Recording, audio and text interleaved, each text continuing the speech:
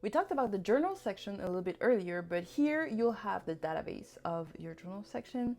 So basically, when you click on here, you will have access to all the entries for 2023 for you, really. So you'll have an overview of everything that you've written. And then whenever you are on your journal entry, you will see some properties. So you have the date.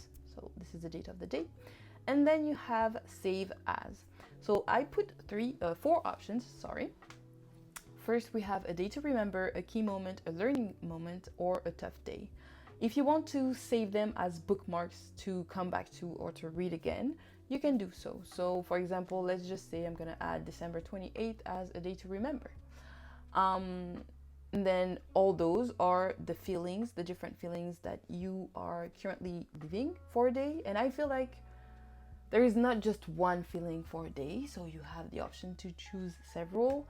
This is like the more like the yellow, green, and purple are for positive energy, and orange, brown, and red are for more negative energies. So you can go through them, add some if you want to add some. But yeah, I try to pre-fill some of them.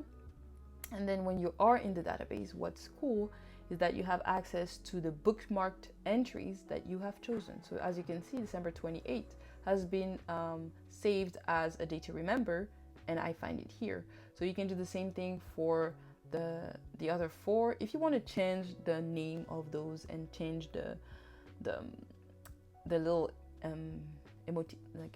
icon here, you click on the database, you click on edit, and then you can change the icon, and then you can change the name of the properties right here, so then you know which bookmark it's going to work with.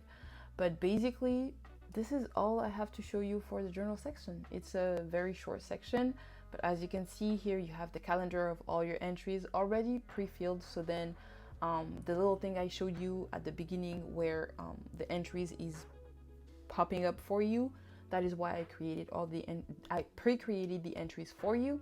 And then here you can see the entries from the past month, and you'll have the content of the page actually. Then if you want to click and reread yourself, feel free to do so.